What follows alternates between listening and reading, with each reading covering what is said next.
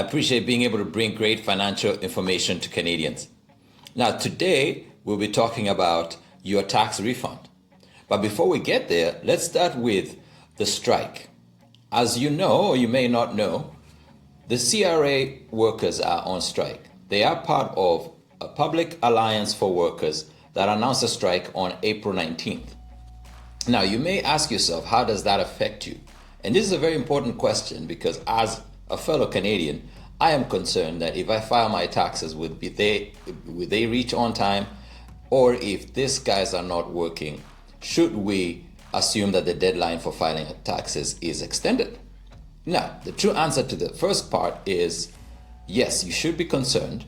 But second, about 90% of people file online, and if you're filing online, you should not have a problem whatsoever. The second part of the question is the deadline extended? And the answer to that is absolutely not. The extended deadline would have been announced, and if it has not been announced, which it has not been today on the April 28th, this means the deadline is still within 48 hours. So if you do not file within 48 hours, you are liable to pay late submission fees. And these fees are terrible, so you do not want to be among the number of people who participate in paying them. So if you have not filed, I know as of April 17th, 40% of Canadians are still yet to file. So run to your computer and file within the next 48 hours and you should have no charges. The people that will be affected by the strike will be all the people that are looking to reach out to CRA in one manner or another to get some information over the phone. Because of the reduced resources, you might not get through. They might send you right back to the website. And if you cannot solve your questions through the website, you have to call back and hope you get somebody. So if you're in that category, and mostly it's everyone else whose taxes are not as simple as a T4 or just any other T-slips. So if you're in that category, start doing your due diligence now and know that you might be out of time. But everybody else who has relatively simple taxes, you can file online in the next 48 hours and pay no penalty fees. So you have filed your taxes and you will be receiving a refund. How are you going to receive your refund with a strike going on? The first thing to know is that if your refund is late, the CRA would actually be compensating you for the delayed time.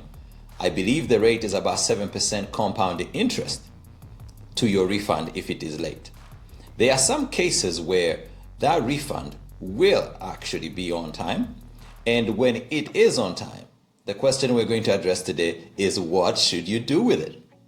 Now, for most people, this is money that was not in their budget because until you file your taxes and you see how much you get back, you really do not know. So the first thing you should do, you should not treat this as found money. This is not money under your couch that has been long lost.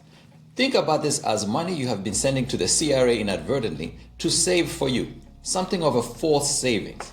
And if it's a forced savings, then you put it right back in action as part of your financial plan. You start with the fundamentals. You pay down the high interest debt that you may have. You replenish your emergency fund. If for any reason, inflation otherwise, you needed to tap into it.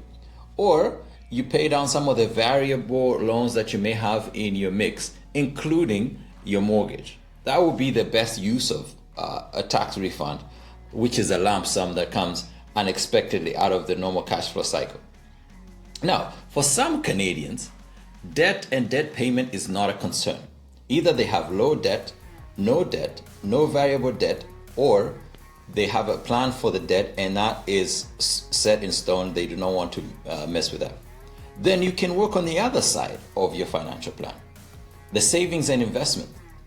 The tax-free savings account has added an additional space of $6,500 for every Canadian effective January 1st. You can put your money in a tax-free savings account and have that money grow tax-free if you do not have any debt concerns or anything you need to pay down. On the other hand, if you are in the market or you think you'll be in the market for buying a house, a new account that is effective April 1st, the first First Home Savings Account is an account that was designed by the government to help you get to your house purchasing goals in relatively short time by growing your money tax-free.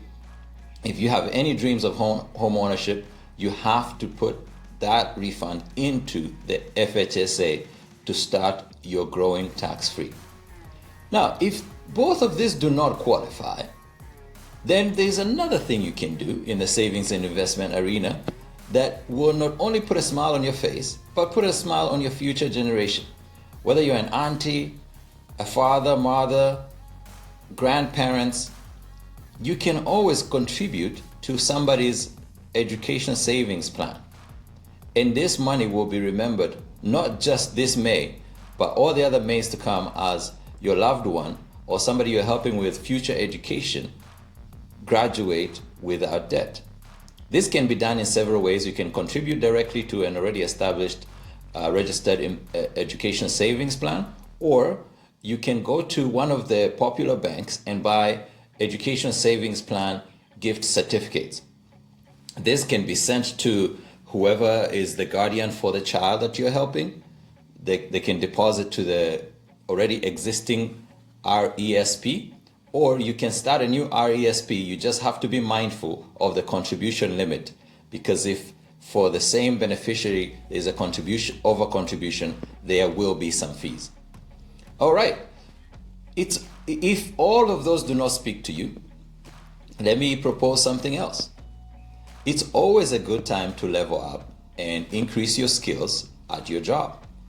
Assuming you have a job or you're in need of a job, there are a lot of new technologies that are coming up, including ChatGPT, or these AI tools that have hit the market and are in huge demand. Cybersecurity comes to mind as far as the changing market in the Internet of Things and the proliferation of data in everything that we use. So, if you have a tax refund, why not take a course? This will in turn increase your earning power and possibly get you to a point where next year you have an even bigger tax refund and maybe a bumper salary as well, deeper pockets. You're welcome. And lastly, I know what you all came here for. I really am flush with this cash. So what do we do with this tax refund? Okay, so you can spend it. If your savings and investments are fine, your debt repayments are fine, and you're on track to your financial success, then you can spend it. You can spend it. These are the three ways that I recommend you spend your tax refund if your investments are fine and your financing is also fine. First, spend it on a large purchase. Large purchases are preferred because usually these ones are within your priorities and they actually solve a problem or a need or a desire that you have. I'm thinking appliances. I'm also thinking vacations. There are a lot of great places to visit in Canada, so feel free to spend your refund on a big purchase, which is a vacation, an appliance, or pick up a leisurely experience. Second, you can anticipate further spending. We all know the summer's coming up. Party season is going to be absolutely insane this year. We know the Leafs are in the playoffs. Hopefully they make it all the way to the next round, and that might include a lot of going out and a lot of cheering. So anticipate that you will be spending some more money in the summer and get ahead of it by pre-booking some of these things and prepaying some of the experiences that you might need in the summer. Lastly, you could get something nice for yourself. If you accomplish something that you are really proud of, you can buy yourself a watch, you can buy yourself some great shoes, you can buy yourself something very nice for yourself that will be memorable. I know some people get portraits done. If not for you, do something very, very nice for your parents. Do something very, very nice for your spouse. Lastly, and the bonus thing, what not to do with your tax refund. Do not sign up for something with a recurring payment. And I'm looking at you, all those people who use buy now, pay later services. That's just a lifestyle trap. That will increase how much you spend in real life. It will grow your lifestyle and reduce your financial flexibility. I'm looking at those people who are looking at cars. If you only have the down payment for the car, that does not mean you will be able to afford it. Those monthly payments will squeeze what you actually have as disposable income. Do not do that with your tax refund. Your tax refund should not be a trap to increase your payments. So if you went through all of this, here's what we concluded. First, this tax season, there is a strike going on at CRA. However, if you're filing online, just as 94% of Canadians do, you should be fine. If you get a tax refund and it is late, the CRA will actually pay you some interest on your refund. Once you get the tax refund, here are the 3 things that you should do with it. First, put it as part of your financial plan. Pay down some high interest debt, replenish your emergency fund, and pay down some variable debt that you may have. If that's not a concern to you, put it in investment. You have new space in your tax-free savings account. You have a new first home savings account that will grow tax-free as well. You can buy gift certificates for some of your nieces and daughters and friends' children and grandchildren, that can help them pay for their education further down the road. You can also invest in a course, something that will increase your earning power at your job.